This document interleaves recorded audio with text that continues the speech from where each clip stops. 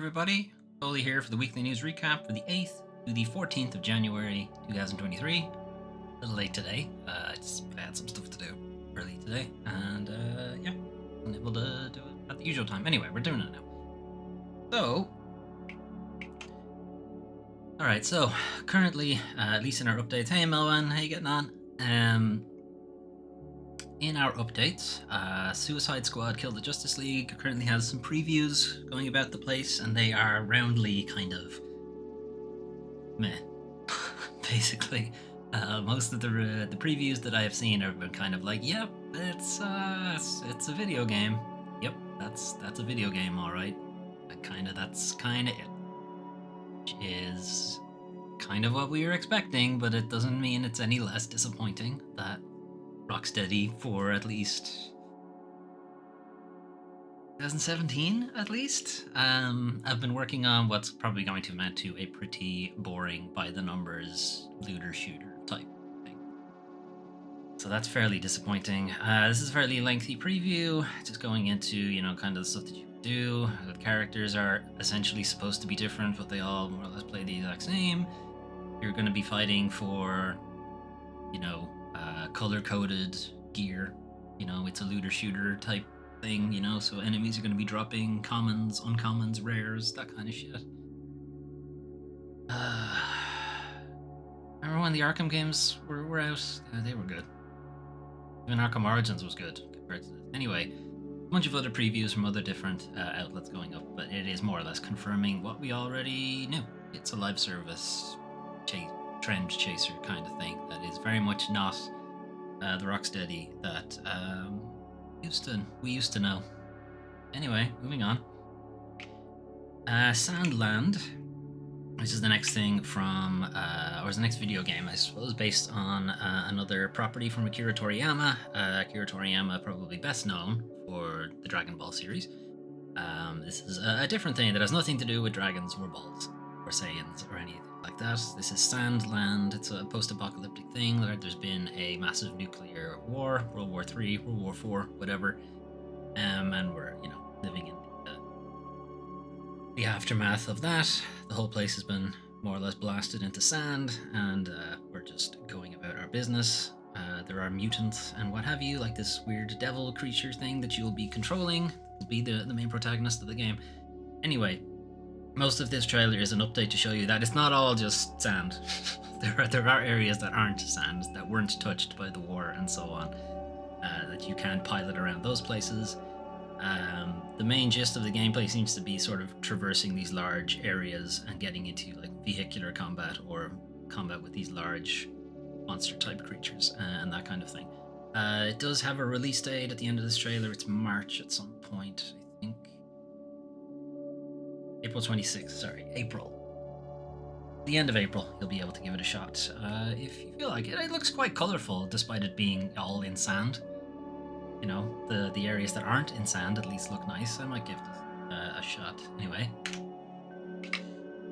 Next week, Xbox will have a developer direct, and it will be potentially the first time we'll have a look at the Indiana Jones games that Machine Games has been working on. Machine Games known for the Wolfenstein reboots, the Old Blood, the Young Colossus, whatever the hell it was called. Those first-person Wolfenstein games that were pretty decent. So January 18th is a Thursday, 3 p.m. Eastern time, which is, 7, 8 o'clock or something, my time. Right smack in the middle of Resident Evil. We're going to be playing Resident Evil. I'm not sure I'm going to be bothering with this. But some other games that they'll be showing off, other than Indiana Jones. We have Avowed from Obsidian that was shown off at the last Xbox Developer Direct. Ara History Untold, which is kind of a Civ type thing. Hellblade 2, which we've seen from Ninja Theory, every year since Hellblade 1 was developed. It seems like it's been quite a while that game has been in development. Rather interestingly, though, there will be nothing from recently acquired Activision Blizzard, so don't expect to see anything about Overwatch or World of Warcraft or Diablo or anything like that. They're not going to be talking about anything to do with those properties. It's understandable, the merger has only just completed. Currently ongoing this week is Games Done Quick, or Awesome Games Done Quick, AGDQ, which is a charity fundraiser thing where they do speedruns of popular games and some not so popular games. It's usually a fun time just to hang out and watch people play good games fast, or awful games. Sometimes the awful block is also a fantastic time just to see some really truly terrible games. And just have a laugh with them. I like to watch these kind of speed runs, particularly for games that I have already played, just to see, some small things that I wouldn't have noticed beforehand. Some, exploits or glitches or just fun trivia that people who've played the game to death have come to learn. Anyway, here's the schedule. It started today, I think. Yes, it started today, and it will run till Sunday of next week, the 21st. Right, monthly games. So the PlayStation Plus game catalog for January, it will be refreshed. So this is PlayStation Plus Extra and Premium we'll be looking at. So the Premium tier, we'll be getting Tiny Tina's Wonderlands, the Next Level Edition specifically, whatever that means. Tiny Tina's Wonderlands is effectively a fantasy-style Borderlands game. So first-person shooter things with a little bit of tabletop role playing thrown into it. Critically, I think it was okay, but it did sell pretty well, which is somewhat disappointing because there have been rumors now that the studio that developed the game has been laid off. I believe it was part of the recent Embracer snafu stuff. That's still only rumors, that hasn't been confirmed, so we won't be talking about it in industry bullshit. But yeah, it's questionable who's getting the money for this deal. Anyway, it's there. Resident Evil 2 Remake, fantastic game, and if you haven't played it now, you have the PlayStation Plus subscription, you really don't have an excuse. Just go play it, it's a good game. Very, very good. We are currently doing a Resident Evil series playthrough on the channel. We have played Resident Evil 2 Remake, we will be coming back to it at some point to do the post-game fun stuff, where you have access to all the super weapons and silly costumes and that kind of. Hard Space Shipbreaker is a game I quite like, but it's hard to sort of recommend to people because it is a very slow-paced, almost like a chore style game. So if you want to think Power Wash Simulator stuff or any of the other kind of sim type games, Hard Space Shipbreaker, you are a shipbreaker. Big spaceships come into your dock and you cut it apart with like lasers and stuff like that, and you're sort of trying to cut them apart in ways so that you can maximize profits and efficiency from the different pieces and that kind of thing. And it's like a puzzle in itself, and how can I take this thing apart and without losing as many pieces as possible kind of thing. It's pretty chill. I quite like it, except for that one time where you explosively decompress yourself and launch yourself out into space. That part's not so fun. But anyway, Lego City Undercover is actually a very good Lego game. I would highly recommend it. It had been locked into Nintendo Wii for a very long time. Was then ported over to PC and console, but it was always like a really full-priced game, never came down in price ever. So having this actually part of a subscription service is good, because it means I'll get a chance to play it properly instead of like just the trials. Just Cause 3 is just fun sandbox shenanigan stuff, just explosions, all fancy ways to make explosions. Plus you have now a grapple gun and a parachute and a wingsuit all in tandem, although that might be Just Cause 4.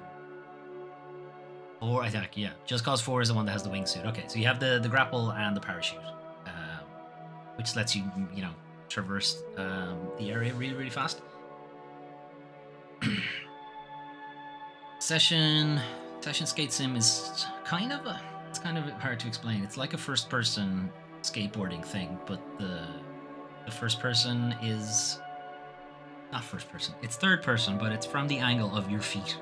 Kind of, it's zooming in on the board specifically, rather than on, Tony Hawk's, which is kind of, the camera's kind of pulled out a little bit and you can see the character and the area around them. Session is very, very close in on the board itself. Shadow Tactics Blades of the Shogun is a real-time strategy stealth game. Think like the old school Commandos games. It's kind of like these. I'd be really into this kind of game if it was in real time. So I'm gonna look into that to see if there's like an accessibility thing where we can make it turn-based or something, because the fact that it's real time just stress. I really don't like it. Anyway, Vampire the Masquerade Swan Song. We played it on the channel as a full Let's Play. It's weird.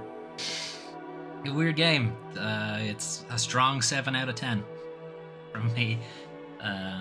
It's got some interesting writing, but the gameplay is quite clunky. But hey, it's free. Asterisk free. Surviving the Aftermath, I think, is a base management sim thing. Survive and thrive in a post-apocalyptic future. Resources are scarce. Opportunity calls. Build the ultimate disaster-proof colony. Pretty, yeah, it's a base management thing set in post-apocalyptic. And moving on to Premium. So PlayStation Premium is meant to be the highest tier that you pay for. So you would imagine the one that you spend the most money on, you should get the best value from, but it has very much not been the case since it started, really. But anyway, Rallycross is originally a PlayStation 1 rally racing game. PS4, PS5 port to it, which I imagine means it's emulated. Star Wars Episode 1: The Phantom Menace. Okay, alright, fair enough. To be honest, I have been meaning to go back and play this at some point, just because of how bad it is. it's a so bad it's good kind of game. Star Wars Episode 1: The Phantom Menace on PS1. I think it was a GameCube. No, not GameCube. The one before that, N64 game for a very long time. Then was ported to PC first, and then back to PS1 at some point. But yeah, I'm meaning to give that another run. Street Fighter 30th Anniversary Collection is 12 Street Fighter games. So Street Fighter 1, which hardly anybody even knows is a thing, but there was a Street Fighter 1. They didn't start at 2. Street Fighter 2, that everybody has played. Street Fighter 3, doesn't say which Street Fighter 3. There's been a few of them. Capcom likes to make multiple Street Fighters with the same number. It's really annoying. Street Fighter Alpha Series. Okay, so there's a bunch of different ones, but it's not clear which versions. Maybe it's all of them? Street Fighter 2, Street Fighter 2 Turbo, Champion Edition, Tournament Edition, Street Fighter 3, Third Strike, New Generation, who knows? Anyway, Street Fighter. Street Fighter's good shit. Legend of Mana and Secret of Mana. These are the ports of the original PS1 games.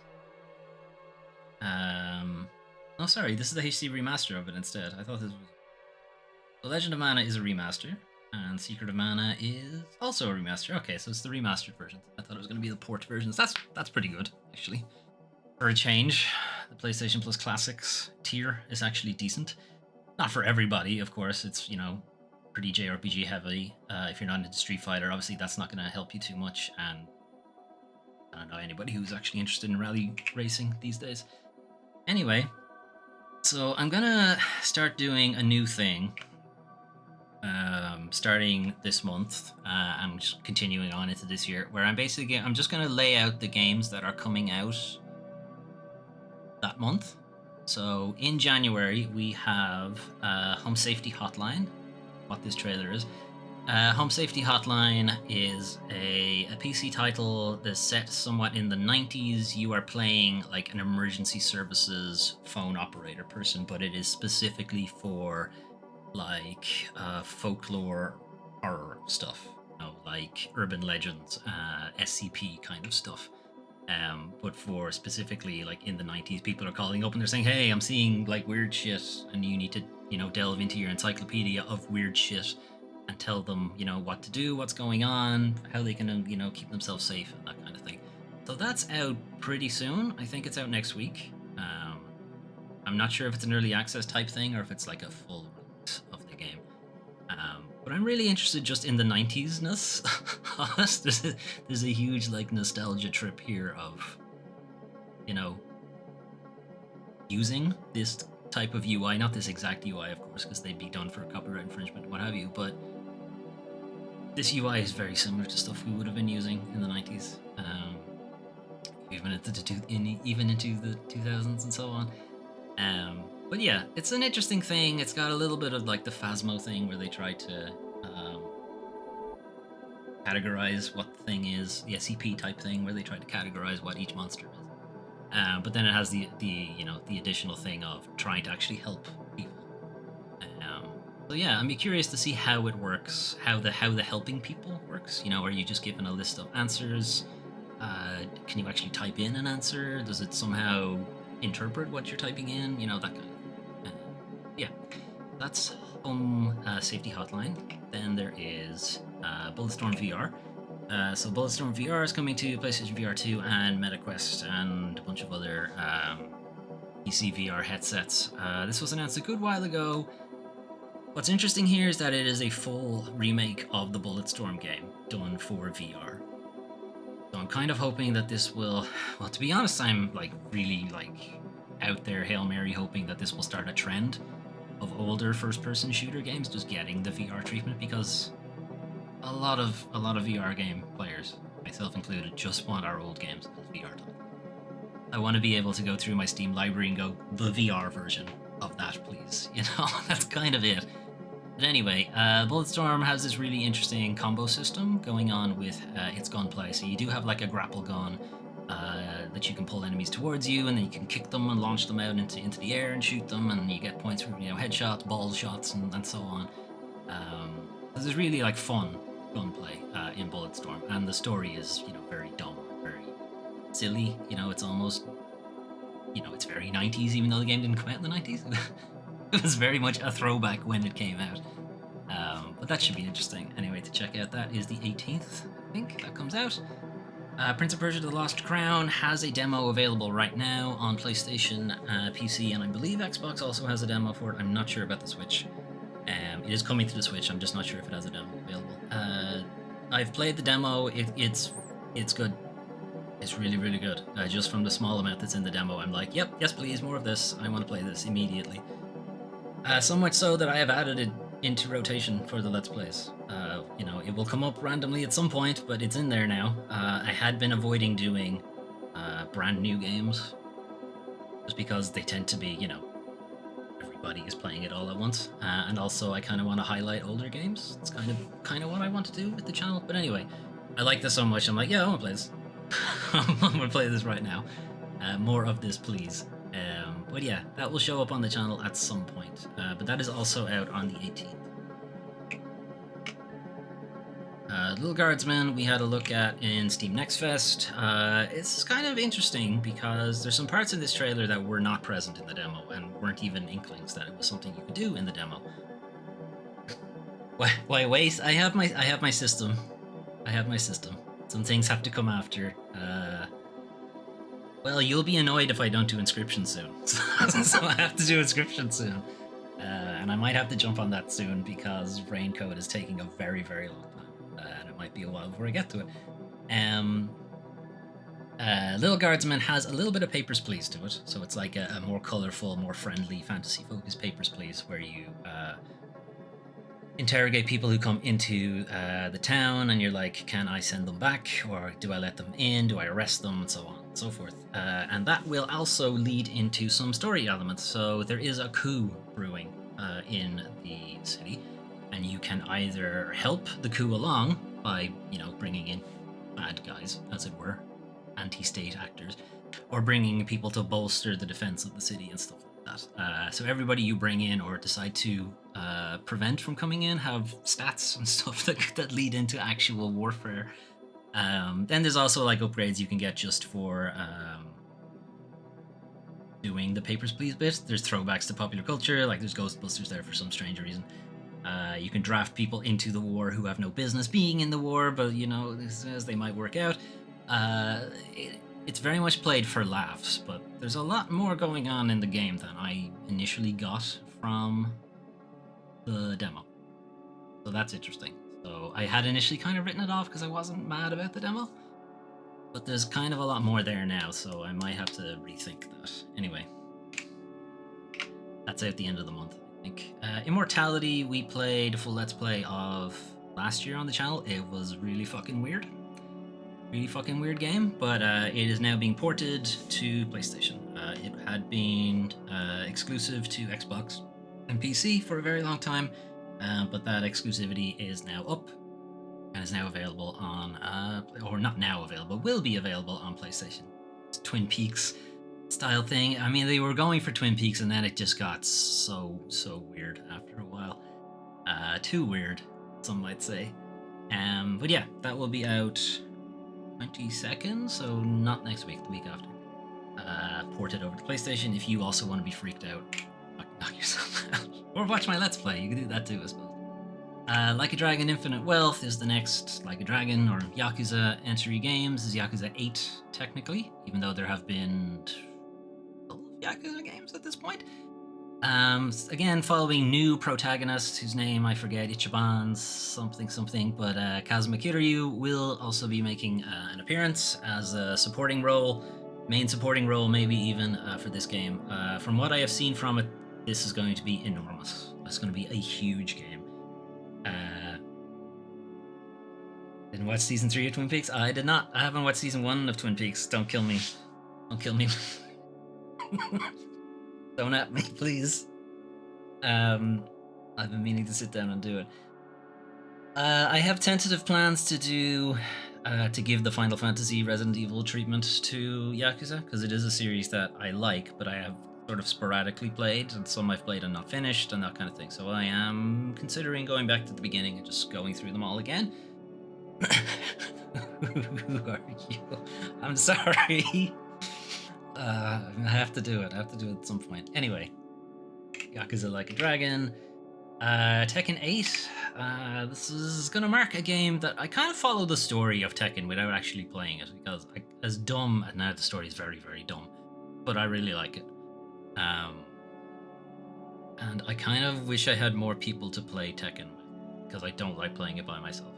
I find that I can't put that much money into a single player fighter game. You know, I need other people to play regularly with, to challenge with, and I don't like playing online, so I'm kind of stuck in a weird fucking limbo with a lot of fighting games. But anyway, Tekken 8 out soon enough. Mostly I think I'll just be watching other people play it, and see what the hell's going on with the Mishima bloodline, because the story's gone so strange with this game. No, I'm talking to you specifically. I don't imagine you find Tekken all that interesting, Melvin. Palworld. Palworld will be hitting early access next week at some point. So if you're not familiar, we've talked about this a little bit because it's dumb, basically, but it's Pokemon, as you can see. It's very much a monster collector type game, but all the monsters have guns. Or not all the monsters have guns, but they can have guns. And you, as the monster trainer or whatever, can also have guns. So they're pals. They're not Pokemon. They're pals, monster pals or whatever. But yeah, you know, as you can see in the bottom right corner, some of them have guns, some of them have rifles, and so on. There's definitely not Electabuzz with a Gatling gun there at some point. But that's hitting early access for Xbox and PC next week at some point. Muraka Pokemon. That's it. What if Pikachu had a Glock? You know, then he wouldn't have to use Thunderbolt. He could just empty the clip into his opponent. It's extremely dumb, but because it's early access, I won't be touching it until it's done. But if you're, you know, okay with jumping into early access, it'll be there at the end of next week, Friday at some point. Right, moving on. Unfortunately, though, well, one, there's no new releases worth talking about, but the other unfortunately bit is it is now time to talk about the worst parts of video games, the video game industry. So Unity lays off 25% of its workforce, is having a bad time. So the layoffs continue. 2003 was not the end of it. 2024, they are carrying on with all the layoffs. The bad times really began late last summer when Unity decided to drastically change its pricing scheme. So you may remember that Unity decided to charge twice for people using the Unity engine. So they would charge a subscription to use it. They would then charge every time somebody installed the game, and then they would retroactively start charging for people who had already installed it. As you might imagine, this led to a huge shitstorm for Unity. Developers were extremely unhappy about it. Vast majority of developers had then dropped Unity entirely, decided to move off to Unreal or Gamebryo or a bunch of other video game development engines. Some dropped support for the game entirely. That obviously tanked the stock of Unity at the time. CEO John Riccitiello, who was very much responsible for that change in direction, was allowed to resign. He should have been fired, but he was allowed to resign, which meant he got a severance and all that shit. Then a new CEO was installed and basically began just cutting everything. So they got rid of Weta, who you may best know for the Lord of the Rings special effects guys. All the guys who did the Lord of the Rings films, special effects. Why Unity acquired them in the first place? I don't know. They did nothing with them, but then they got rid of it. Who knows why? That was in November of last year. It ended up with 250 people gone. Earlier in June at some point, they laid off 1,300 people, which I believe was part of various marketing arms of Unity and their mobile section in particular. And now they're beginning to lay off another 1,800 workers, which is now 25% of its workforce. So things could be better. Things could be better for Unity. Now, this might sound like a case of them trying to be, lean and better leverage for it. Something, I don't know, whatever corporate speak they want to put into it. But really what this is making themselves attractive for purchase. It looks like the new CEO is basically positioning Unity to be acquired by somebody else. That seems to be the case here. Timothy Geithner of TechDirt seems to agree. It sounds like classic shareholder value generation by massively trimming obligations such that stock price rises in preparation for a sale. Having said that, when the announcement of the layoffs came out, wouldn't you know it, the stock price jumped after the layoffs were announced. That's good. I'm glad Wall Street has such an influence on the medium that I like so much. I'm so happy that Wall Street whims are catered to more than the people who make the game that I like playing. That's good. Anyway, if you thought the layoffs had stopped, they haven't. They're still going. They took a break for Christmas, basically. Okay, so a bunch of AI shit ongoing in the industry. We're going to start with this first one. SAG-AFTRA strike an AI voice acting deal. Forget to actually tell anybody in the voice acting industry. So this is news that SAG-AFTRA have partnered with a company called Replica AI or something like that. Replica Voice. Where's the name?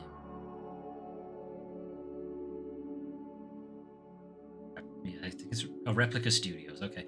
So the idea with Replica Studios is they will replicate a voice actor's voice, and the voice actor agrees to allow that and so on. And the union has essentially entered into an agreement with them for it. Now, this still needs to be ratified by the union, union members and so on. This is just negotiations. They're coming with them with the deal. It's still up to union members to say yes or no or what have you. But they claimed that this was being done with the deal was reportedly has built-in safety nets for actors, consent requirements, negotiation options, the ability to opt out, future, yada yada yada, if they're even aware it's there in the first place. The ability to opt out is bad.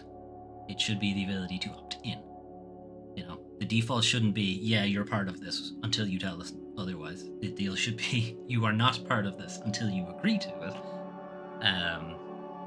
But who knows? Anyway, it was claimed that the deal was made with the approval of affected members of the union's voiceover performance community. That was then met with members of the voiceover performance community saying, huh? First I've fucking heard of it. This is from people who are, pretty well known video game voice actors like Steve Blum. Steve Blum has been in every video game we've played. Just, if there are voices in it, he's in it somewhere. He might be grunting in the background somewhere. He might have been a voice director instead, but he's there because he's been around forever. You probably know him best as Wolverine. I think that's probably his most prominent role. With all due respect, you state in the article, approved by affected members of the union's voiceover performer community. Nobody in our community approved this that I know of. Games are the bulk of my livelihood and have been for years. Who are you referring to?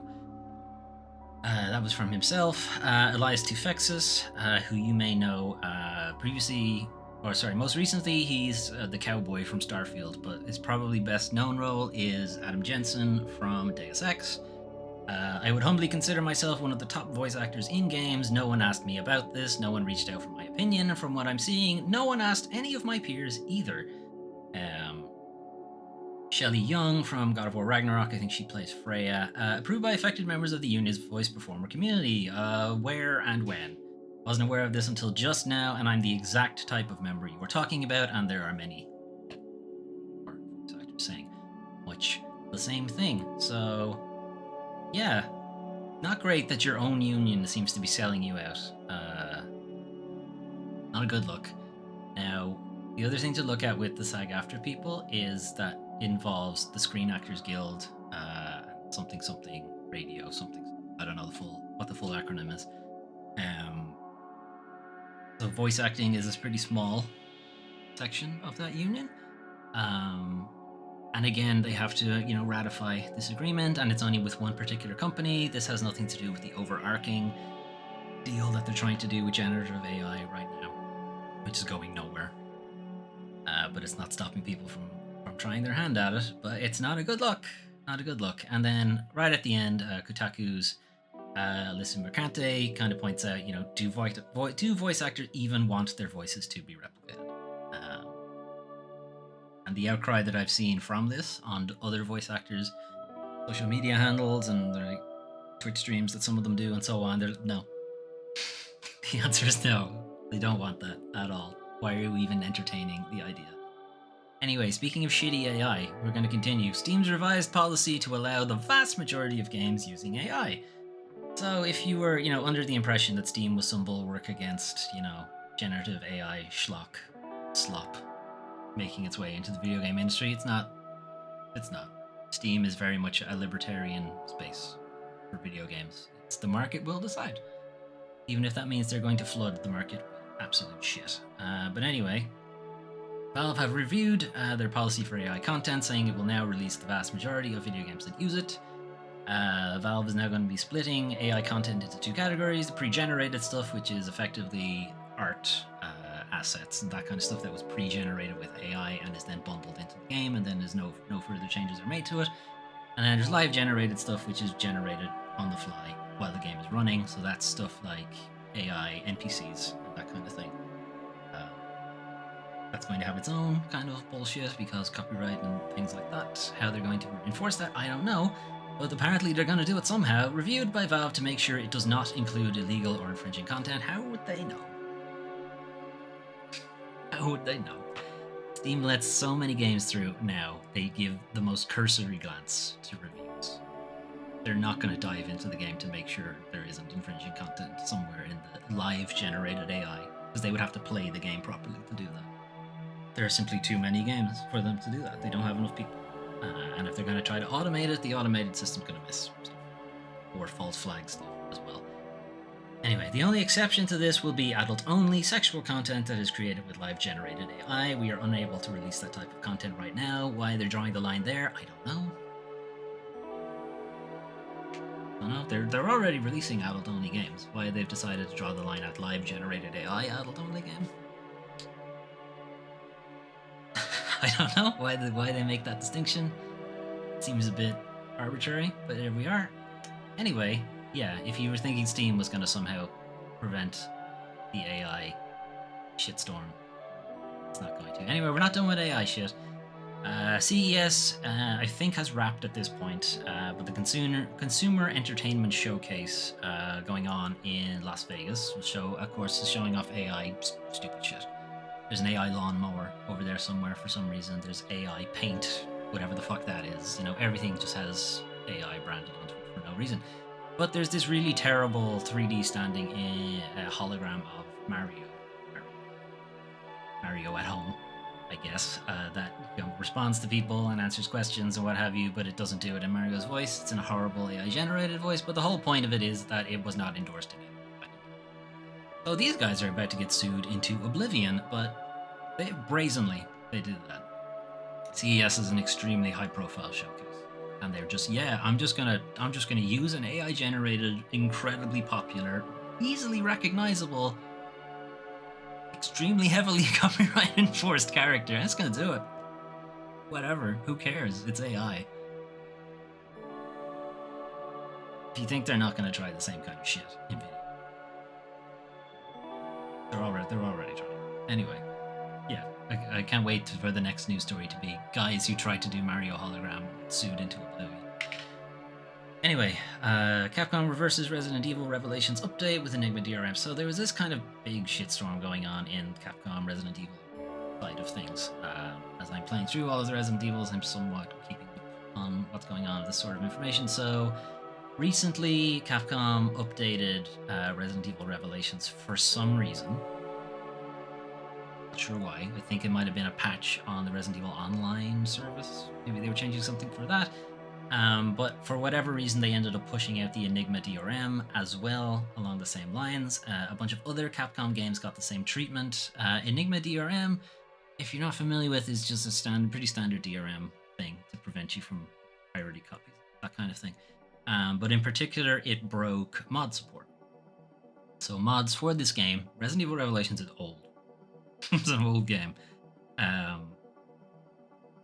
Mods have definitely matured on the platform at that point. To have suddenly just a single update just absolutely brick a lot of people's games because the mods are now all gone or just don't work it's pretty shit. You know, it's pretty shitty. Now, Capcom have rode back on us. They said the Enigma DRM push was unintentional for this. It was part of the same update package as a lot of other games. Some of them were supposed to get the Enigma thing, some of them were not. Resident Evil Revelations was one of them. Not supposed to, but Capcom have very recently come out publicly against mods for their games.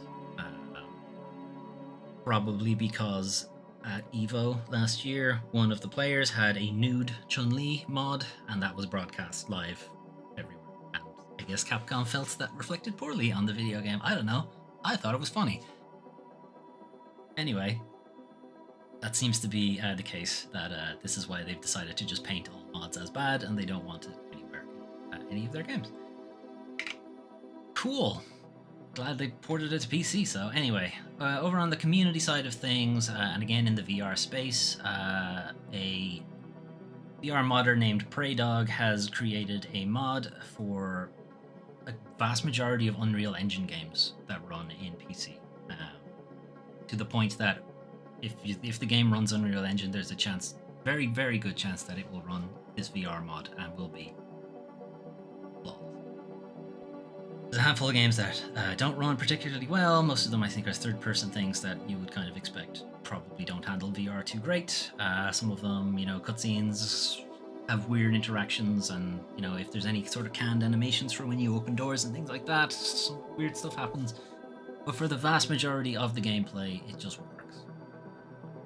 And then there are community configuration files which allow for, you know, free hand movement, so that, you know, you can actually aim the gun with the controller instead of having to aim it with your face and that kind of stuff. It's an incredible battery there. And I'm kind of hopeful that this will just show developers that they can just take their game and just try it with mods, see what it's like. You know, just look at it. Ghostwire Tokyo in VR would be incredible. For a game that was kind of mid and not really, you know, received particularly well by the game community, it would be fantastic. Because the game's visuals were incredible. It really did feel like you were in Tokyo. Just fucking do it. Just put it in VR. And who doesn't want to play RoboCop in VR? I mean, come on. Dead or Alive, you're coming with me. Absolutely. Incredible. System Shock, again, it's so lo-fi that it would work extremely well. It's a VR title. Now, some of them obviously wouldn't. Little Nightmares would be a bit weird to play in VR. If you've never done third-person VR before, or had the opportunity, it kind of feels like you're playing with toys. And some games that works great, and some games it feels a bit strange. Your mileage may vary. Anyway. And we will leave this very silly game. Anyway, that is our news for the 8th to the 14th of January, 2000... Where are you? For 2024. I think I wrote 2023 on Twitch, because I'm still doing that. Anyway, Developer Direct from Microsoft next week might be interesting, just to see what Indiana Jones is. There are rumors currently that Xbox are planning to bring some of their titles two other platforms. So the ones currently being rumored are Hi-Fi Rush and Sea of Thieves. They may make the jump to Nintendo Switch and maybe PlayStation. Well, it would be quite interesting. Possible that Microsoft are contemplating pivoting to just Game Pass as their thing and just putting Game Pass everywhere in the same way that Netflix tries to just put Netflix everywhere, same kind of deal. That will be really interesting because there are games that have suddenly become Xbox exclusive that I really want to play. I do not have a PC that can handle the vast majority of those games, so I'm kind of relying on it to be a PlayStation game. And if it turns out that Avowed comes to PlayStation, or the next Fable game comes to PlayStation, or Hellblade, Senua Saga 2, and so on, I'd be very, very interested to play them. Right now, my PC would explode if I tried to do any of those games. Anyway, over on the releases front, the PlayStation Plus catalog is being refreshed. Some interesting games being added to it. Tiny Tina's Wonderlands might be an interesting one. I've never played it, but the tabletop aspect to it has always appealed to me. I just couldn't fork out €99 to play it. I knew I wouldn't get that kind of value out of it. And then a bunch of games that I have already played, but I think, you might find some interest out of. Palworld will be hitting early access, that's being shown off here, as well as some games that will be ending up on the channel at some point in the future. Over on the industry bullshit end of things, layoffs are continuing. Generative AI is worming its way into video games. Expect to see even more of that as the year goes on. We're kind of hoping it will go the same direction that the NFT shit went, which was massive pushback. We're not seeing as big a pushback, unfortunately, from developers and industry heads right now, but it's kind of hopeful that maybe in the future they'll start pushing back a bit harder against it.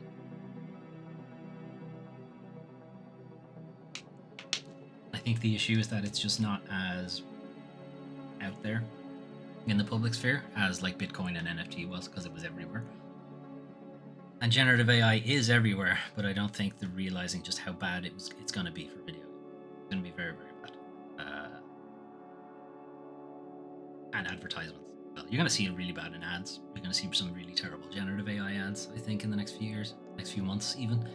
Anyway, we'll move on to channel updates. So what's going on the channel? We have our roadmap for 2024. Not a huge change from last week. The only real change is that we have started Resident Evil at this point. So the Resident Evil remake from 2002, that was then given a HD remaster in 2014, 15, something like that. So we're playing our way through that at the moment. Some changes coming to the channel at some point. So Monster Hunter World has been an ongoing Let's Play. And I say ongoing, but really it's been paused for a fairly long time now at this point. So I'm going to transition that to an offline thing. I'm just going to play it in my own time, record it, and just upload it to YouTube. Because I'm not finding time to fit it into the schedule. And there's a lot of game still left in that. So yeah, expect to, if you want to follow my shenanigans in Monster Hunter, you'll find them over on YouTube at various times. You can either subscribe to the channel there or hang out on the Discord and notified when a new video goes up and all that kind of thing.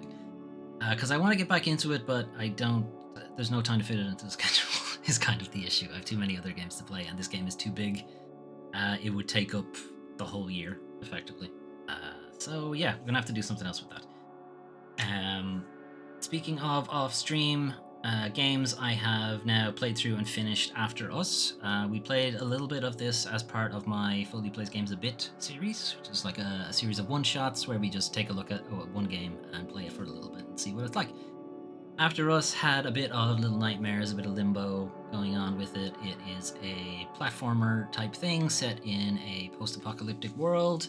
It has a very, very strong environmental message. It's very much browbeating in some cases. It's like, this is your fault. This is humanity's fault. We're like completely at fault for the ruining of the environment and ecology, and we are, I suppose. But I don't think it's taking it doesn't go too far into the certain people are a little more responsible for this than others. Some people are not responsible for the destruction of the environment and so on. The message also, having finished the game now, it's not a particularly hopeful one. It's very much you fucked up, and we're just going to try to salvage what's left. So you're going about a lot of different places, places that are fairly synonymous with climate breakdown and climate change. So like the ocean, or mass factories, or abattoirs, slaughterhouses. You know, rampant consumerism. There's an apiary in there that I'm not sure what they were going for with the apiary thing. Apiary being a bee house. Yeah, bees are dying off, but apiarists, beekeepers and what have you, they're helping. I don't know. That was a weird one. I didn't get that one. The rest of them were like, yeah, okay, that's fair enough. The bee one I didn't get. Anyway, the gameplay is fine. It's again a solid 7 out of 10 gameplay. Some of the platforming elements are fun. You do have this sort of double jumpy dash kind of thing that I quite liked. The combat is kind of strange. You sort of throw out this sort of, it's meant to be like your heart, but you kind of just throw out a projectile and pull it back to you. And whatever path it travels in, if an enemy intersects it, they take damage, kind of thing. And some of them can't take damage from the front; they can only take it from the back, and that kind of thing. It's a bit too wobbly to be fun, and the platforming, your character's scale changes so rapidly in the environment. Sometimes they're smaller than a television, sometimes they're bigger than an oil drum. It's really hard to tell depth and distance and whether or not I'm going to make this jump, or have I overshot the jump, and that kind of thing.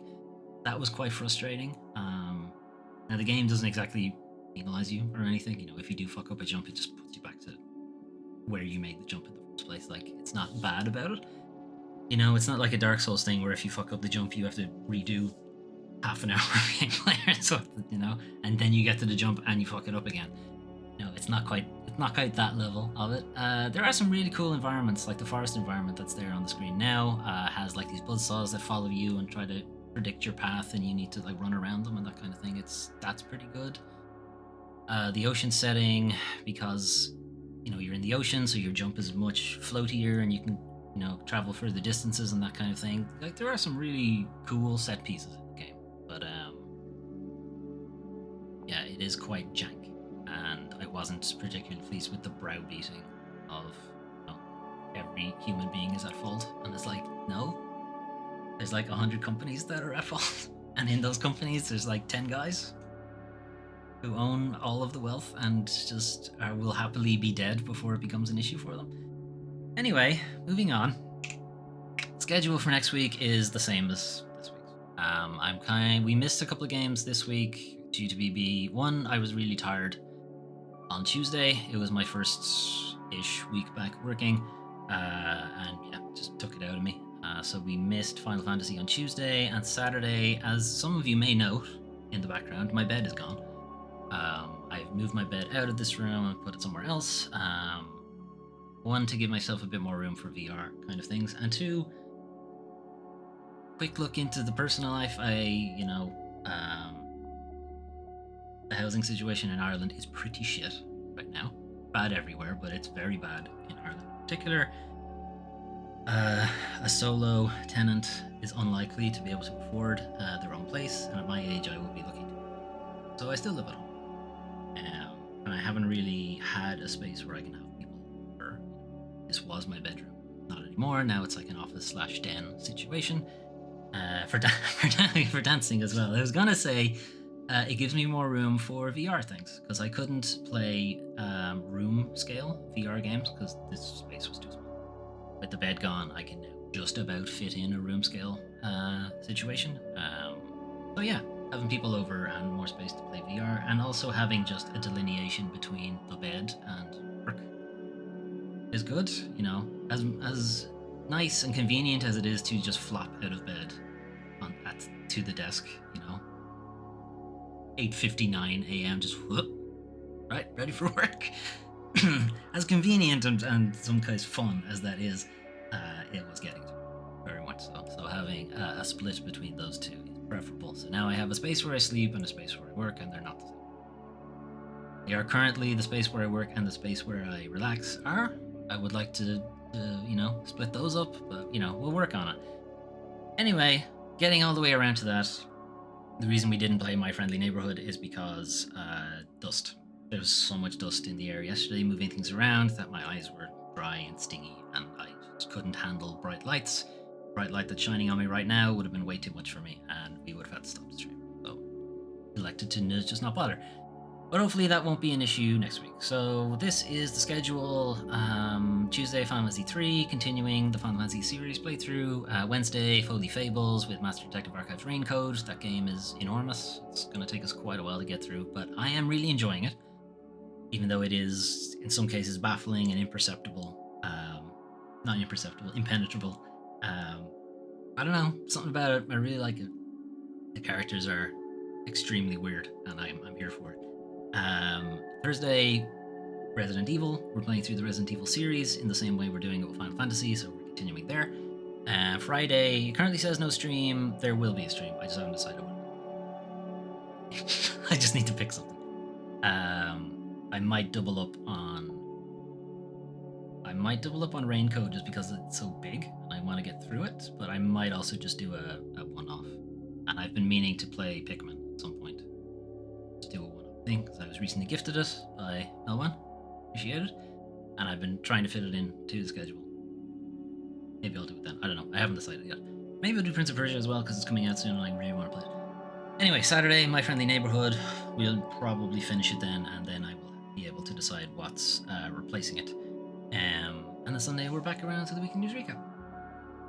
This is the show you're watching now, but it will be at its usual time of 12 instead of now, much later than it normally is. Right, I am going to head off. Thank you, Melwan, for keeping me company. No stream tomorrow because it's Monday. That's when I play D&D. But I will be back on Tuesday for Final Fantasy 3.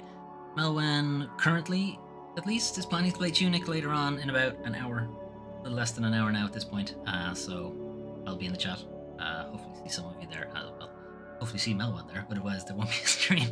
Anyway, I'm going to head off. Have a good what's left of your Sunday. And don't think about Monday too hard. And see you when I see you. Bye.